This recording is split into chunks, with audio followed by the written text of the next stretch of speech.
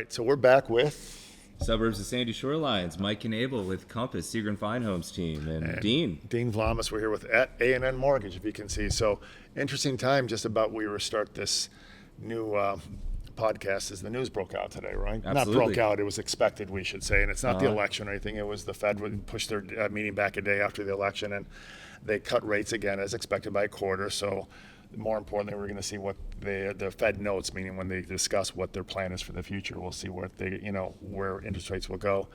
And when people talk about rates are going lower, it's not a one-to-one relationship, but it's an indication of where they want the market to go, and that's the more important thing. For sure. We have some challenges with inflation being, if you're cutting rates again, there's more money in the economy. Inflation can be another issue, but traditionally, hopefully, I think you read somewhere they think they're going to, was it Q4 or next quarter? What would Yeah. So ultimately, kind of like where rates are going to plateau, it's good to know for buyers. Right. Buyers are obviously highly Right. conscientious of what's the rate going to be, and kind of the cliche thing that I always say, especially in a tight market that we're in right now, is date the rate, marry the home. So Right. Yeah. there's not a lot of inventory out there, and if that property is there, and even if it becomes a bidding war, I mean, you have to kind of bid above asking price, Right. and you don't have that favorable rate that you want. Right. Again, marry the home, date the rate. The option of refinancing is always there, and you Always and I there. were just talking about what A&N offers, what Dean you offer here, which is If they would give them options, if there's the no cost refinance, so it just Which is makes it a great. lot easier. Yeah. It's a no-brainer. You don't have to worry about any break-even point. So that's what just happened as we were about to talk. So we'll see moving forward where the market. There's a lot going on. The election, new administration, new completely 180 shift in policies, and now with the Fed having to act. So we'll see where that goes. But what did you want to talk about today? Okay, the purpose today and why I'm excited to sit down with you, Dean, here is to kind of just go over and implement a little bit of transparency, a little more transparency to the NAR class action lawsuit settlement, National Association of Realtors class action settlement here. So basically, what this is all about is, what do buyer brokers get paid? Obviously, a buyer broker, buyer agent, whatever market you're in, we do a tremendous amount of work for buyers. For one, the marketing, the networking. I mean, that's time, that's money. Then we're able to gain the trust of our buyers and show them our expertise within our market, and then we're opening doors where we're showing, we're getting them under contract, we're negotiating, and in the event that the seller doesn't want to offer any type of it's amazing compensation. that you have to say that I'm working and I should get paid for my job. Well, exactly. We work in a unique industry where the regulators, government comes down, and you have to justify what you make. And it's no other industry's like that, is No. that? So Yeah. and I think that settlement came down when you would hear like on social media people, I showed all they did is show my house. Why would I pay them to do that? and it's just someone who's in the industry goes through so much more. You think about, I can give you examples when you work with agents who are taking care of their clients' needs versus those who try to do it on their own. There's a lot that goes into you. It's just work with the quality people, pay them what they're worth, and make your life easier. Exactly. So the NAR settlement was just they were contesting why the seller should have to pay out of the proceeds, pay the buyer, the broker commission, right? As it's always been. Right. It's always been that way. Right? So generally, typically, I mean, let's say 99%. Again, using a rough number, but I'm almost certain that's pretty accurate. That seller, when they purchased that property, did not have to pay their buyer agent or their buyer broker. So they didn't have to pay. So they didn't have to pay. They didn't have to pay. But now, some of them think, with this new settlement here, that they don't have to disclose an MLS or showing time or anything like that. The only disclosure of co-op commission from the seller to the buyer broker is via direct conversation with the listing agent. So that's text, what's important, call, what you just said, is really important. When I don't think people look, oh, good, we just got this class action lawsuit. Where the attorneys made a killing. But which is always the case. And now you've saved all this money for the sellers. But you just pointed out they didn't pay it as a buyer. If they're selling, they're going to be buyers. And they're going to pay it. Most likely. All that's happened is you moved this commission from here to here.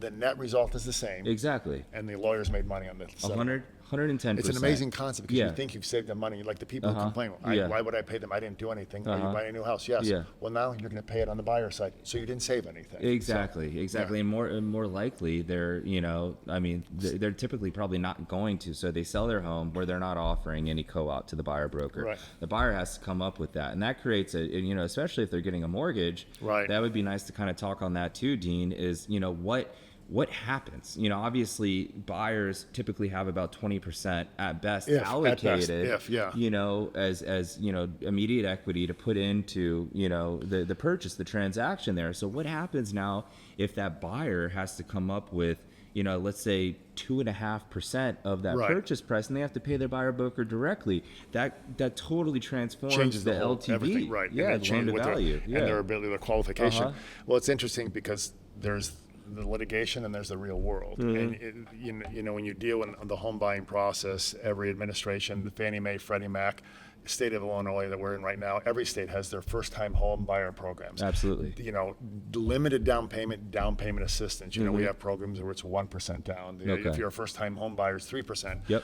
So if you're a seller and you're in that price range, like in an area like in a Chicago area, or you that lower price range for first-time home buyer, Yeah. you really may want to think before you start stringent, because Yeah. if someone has, as a first-time home buyer, 3% down, and then you want that commission on top of that, that deal's not going anywhere. No, not and at it makes all. no sense to kill that deal. Uh-huh. So I think There's a we lot of said, first-time home A lot of buyers. first. It's such Yeah, a huge. It's yeah. become such a huge thing. Yeah. A huge part of our business, especially in the past few years. So, like I said, there's a reality to everything that Yeah. maybe the big hoopla about the settlement, like you said. But if you're selling, you want to face that reality. Absolutely, Because yeah. if let's say you're in the $400 or $500 price range, and that's a first-time home buyer, and they have that small down payment, and now you're asking them to come with more, you've just limited the amount of people who can buy your house. Exactly. So isn't that, I would venture to say that limits the marketability of that house too. 110%. Yes. Right? Because if you're working with a buyer who has limited funds, can you come up with a note? Then we're not going to bother to go see that Exactly, house. Right? exactly. So you've eliminated directly, not offering any type of co-op commission to the buyer broker, a pretty vast amount, or not a vast majority of your buyer pool, but there is a pretty good buyer pool that you've completely made obsolete now, because they have that 1% to 3%. There's a reason they're getting FHA financing, not doing a typical the conventional down payment, or the down payment assistance programs too, right? Yeah, absolutely, So, absolutely. but even conventional financing, like Fannie Mae and Freddie Mac, they have the first-time home buyer program is 3%. So that even eliminates that. And that is a bigger piece. When I talk to people, my initial conversation, the first question I ask, are you a first-time home buyer? You can put as little as 3% down or less, and that's kind of a relief to them, because the home buying process is scary. Yeah. And they're scraping. I mean, it's exciting too when you think you have enough money. And I know I'm belaboring this point, but when you think of that, okay, I can't afford that. I can afford it, but not if I have to come up with more money to pay the. Absolutely. So when you have that buyer who's has limited funds, that. As a listing agent, when you're dealing with people on listings, that's something you have to educate them on, right? What they're doing. Yes. So it's not, hey, you're saving money. You may be losing out on selling your property. Yeah. So when you sit down, whether it's at the office or you go visit the property, and you're sitting down at the kitchen table or the dining room table, and you're discussing different options, a lot of these sellers are privy to this settlement here, and what they need to do, what they don't have to do, and it's our job as a listing agent to properly inform them. You want to make, obviously, for one, you want to price the property to sell, not grossly overprice it, not underscore it. Obviously, do your research, your market research, do a proper market analysis to get that property on the market for where it should be, fair market price. But on top of that is you want to create the highest marketability, for that home, which entails offering that buyer broker compensation. Generally, it's 3 to 2.5%. And with this NAR settlement, one thing I want to dive into a little bit too is being an agent or a broker representing buyers. It's now required that our buyers have to sign an exclusive representation agreement.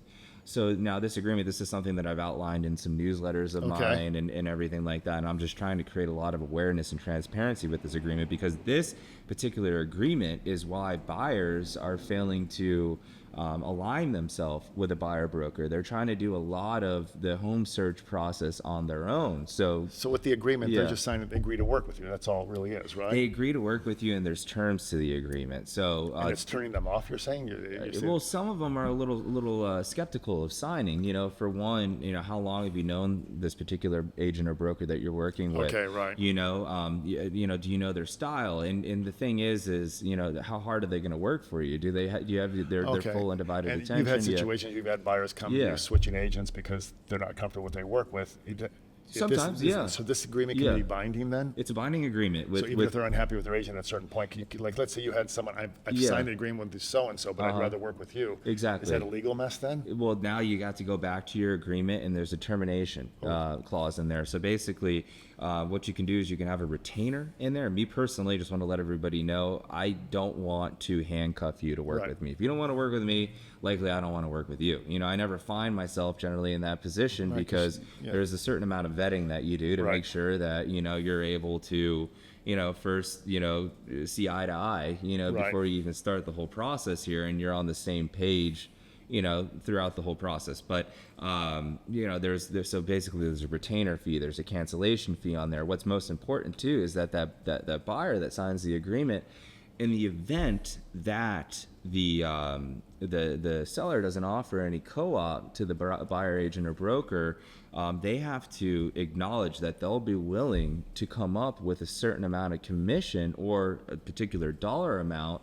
that they're going to pay to the buyer broker. So I think it's on a few levels. So they're looking at something, there's a cancellation fee, there's this and that. So this law that was meant to protect consumers clearly doesn't. No, it makes not it at all. more difficult It for them. actually makes it more difficult for them. Yeah. And then that clause that you just mentioned where if the seller indicates they will not pay a commission, you have to come up with yourself, that just tells them that's a house I'm not going to look at then. Exactly. That's Yeah. a house. Yeah. So I'm still trying to figure out the beneficiaries of this lawsuit. No, there's and we're just nothing- going back to the lawyers. There's hardly anything beneficial, and Yeah, it benefits the lawyers. Yeah. Yes, it's Yeah. more red tape for the industry. There's already Right. plenty enough red tape. Oh, goodness, right, yes, So, yes. and you know that very, very well in the mortgage industry as well, as far as compliance, so on and so forth.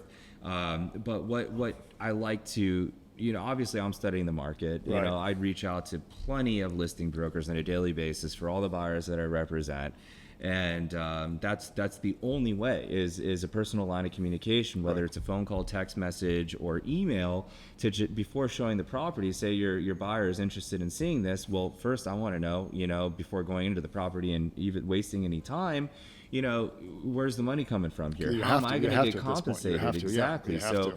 Mr. Listing Agent, Miss Listing Agent, are you offering any co-op commission as your seller? Sorry. Right. Oh yeah, we're offering 3%, something it, like that. right. It's like, okay, great. So then I relay that over to my buyers. No worries. Let's go take a look, because That's just a relief right there. it's It's instant relief. Right. And if I go ahead and tell my my buyers, sometimes some of these listing agents aren't necessarily forthcoming. They haven't had that proper dialogue with really? Because it's so new still. It's so new Right. with the sellers that they're like, well, it's kind of a dynamic thing. It all depends on the the offer that you give us. Oh, really? Exactly. And we'll just attach the commission addendum to your offer, and let's see how it goes. Well, They want to make it part of the negotiation. They do, and that's fair, But that's tough because at some Yeah. point the pressure can come on you where your buyer says, you're holding me up. Can you just take less money? Exactly. So I can get this house. Absolutely. Yeah.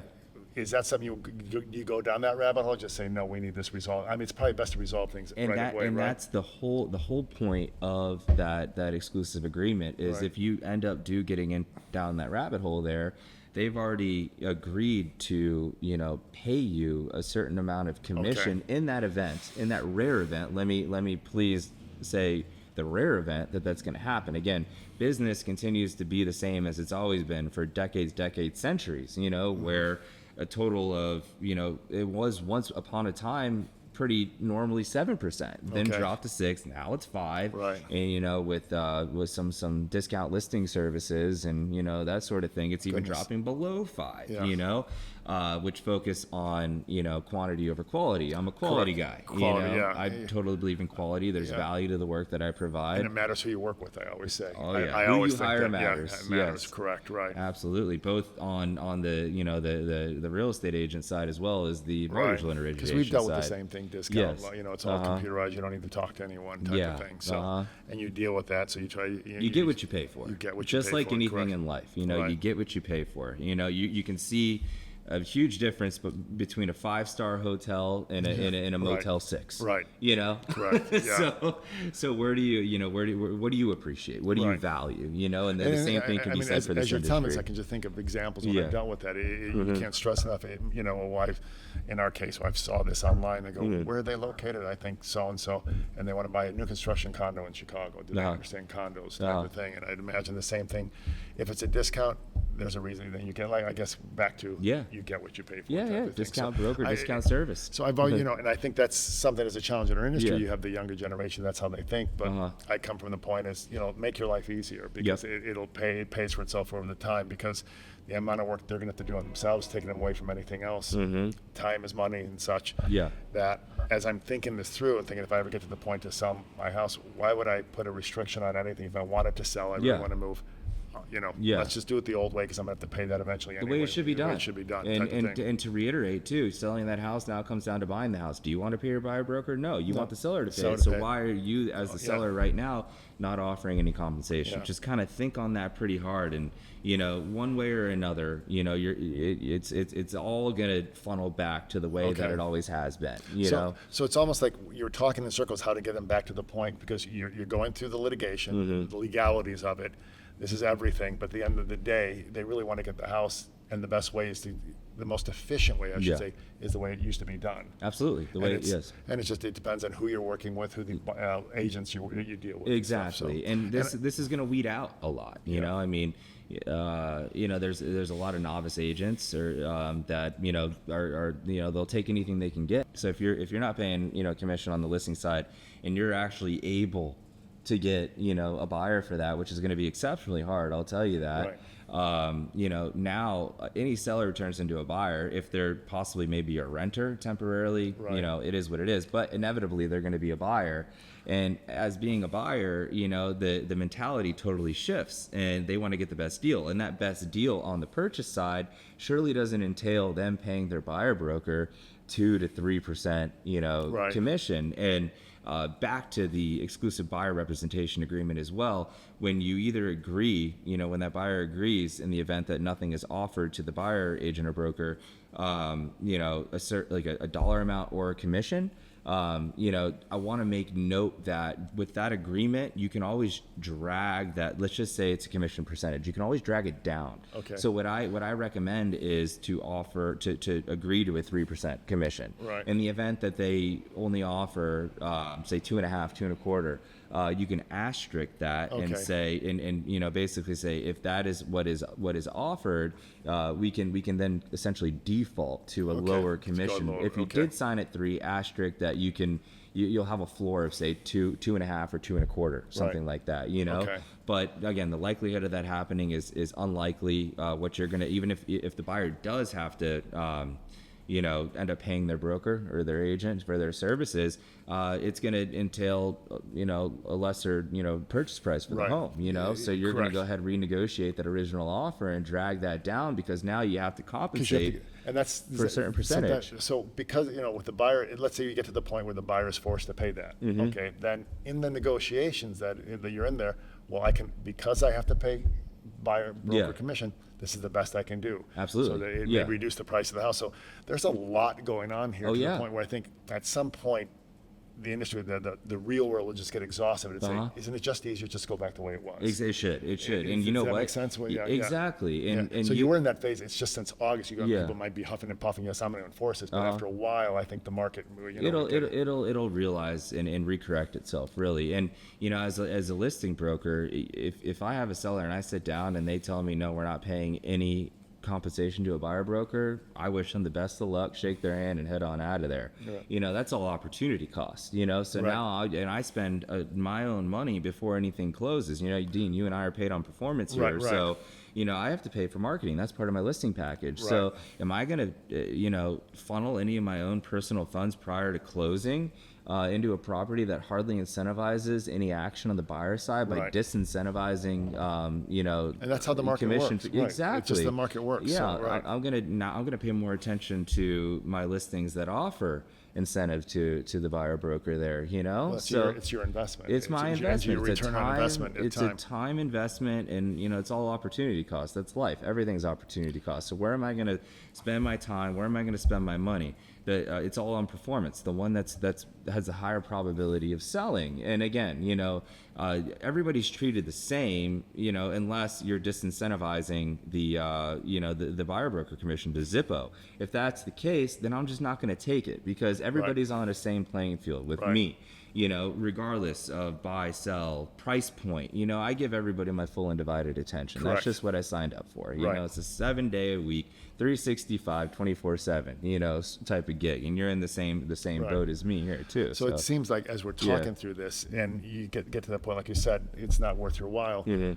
So they're limiting the listing side wants to enforce this. Is just limiting their options is what they're doing. I can tell you Absolutely. Yeah. unequivocally, Yeah. because a lot of the first-time home buyer market has been huge since the late 2018, 2017. Yeah. That Particularly in this market. in this market, Yeah, that they yeah. just if they have to come up with extra money, it's just not there. It's not gonna happen. Yeah. It's like, again, then we're back to great litigation, the case trial, but there's a real world out there that you still have to deal with. Yeah, and yeah. what you can pay. And there's So, going to be repercussions, Yeah. down the line. Right. It's a disservice to buyers. This whole thing was supposed to help buyers. Mm-hmm. And ultimately, what we're seeing here is a disservice to buyers. And in the industry, we always want to stick away from the term steering. Correct. Right.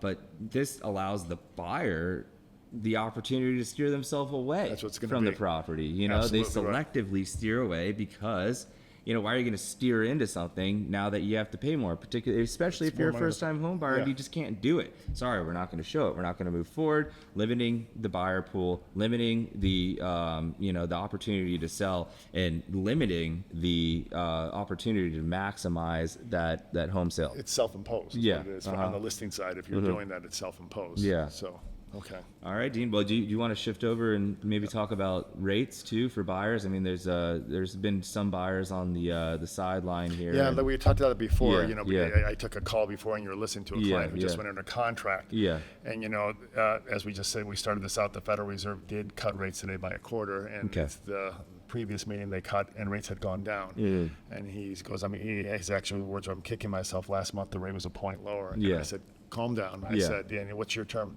You mentioned marry the home, not the rate. Yeah, yeah. Because Date the rate. Date the rate. Marry yeah. the home. Date yeah, the rate, yeah. not the home. So and I've used that before. You can How always- did you I can always forget that? cheat on the rate, Cheat on the you know? rate. Yeah. But I told him, I said, Yeah. listen, I've been doing this 24 years, and the past is any indication.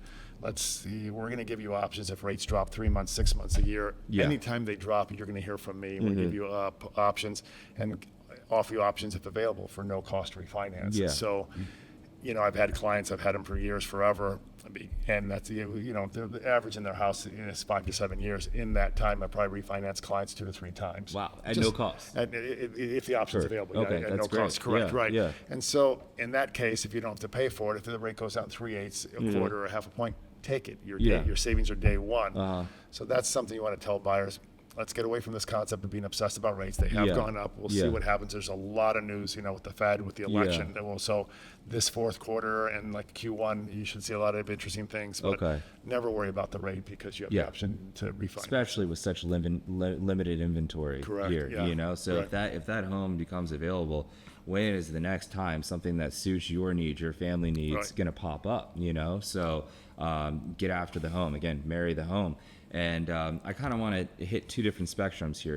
As like a first-time home buyer, or somebody like more of a conventional buyer getting Right. a 30-year Correct. conventional, your typical 80-20 loan to value Right, sort yeah. of thing. 20% down, right. Exactly. So whichever one you are, say that you're renting right now, and you're waiting for rates. You're what we call a sideline buyer, just kind Right. of waiting for the rates to drop, and as of late, we've seen a little bit of uptick in rates. Now a quarter drop. And we'll see how but that, when you see the waiting, like Yeah. when rates started going up in 2022, I did a presentation, the cost of waiting time. Right? Yeah. And that's something the realtors would use, because I just throw out a hypothetical, you're a first-time home buyer. Well, I'm going to wait on that $300,000 or $400,000 property. I'm going to wait a year for rates to go down. Well, let's say you bought that.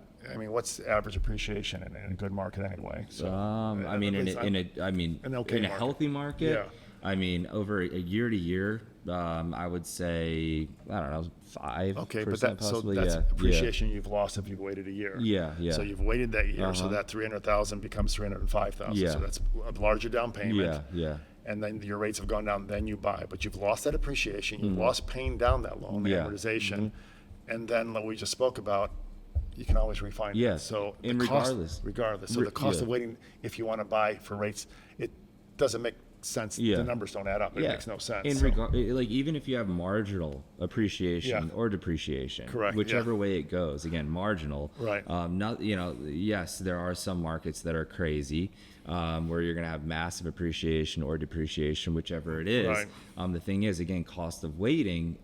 You're throwing away money. To live. Say you're renting something like that, it's no investment for you. And that's not even, you have no equity on top of that's appreciation. not even taken.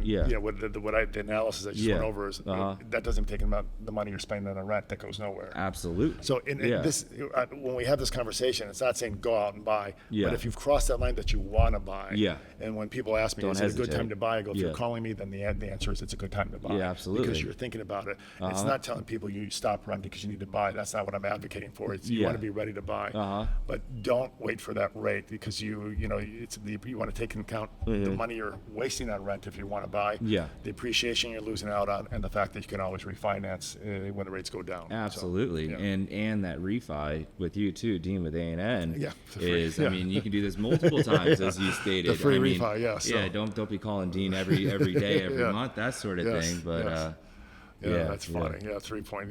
So okay, so that was an interesting talk about the NAR settlement. So basically, we'll see how that settles. The dust has to settle, and then we get back to the regular market. So and then again, we're in November of 2024. A lot has happened. So until next time, I'm sure we'll have a lot to report on with the Federal Reserve actions, how the NAR settlement settles, and the new election results, how that affects it. So we'll probably have a lot of information for the next edition of Suburbs of Sandy Shorelines. Mike Knabel with Compass. Dean Vlamas with A&N, and it's Suburbs of Sandy Shorelines because he's a specialist in Florida, Southwest Florida. So anywhere from Marco Island to Fort Myers, Cape Coral, particularly the nice Naples, Florida market, which a lot of our suburban, Northwest, West, even Chicagoland residents are very, very well familiar with, are planning to retire there, already have a home there. You name it. So I'm that beeline facilitator for all your needs. There we go. Real estate. And Dean is your mortgage guy there. So. All right. Until next time. Thank you. Thank you.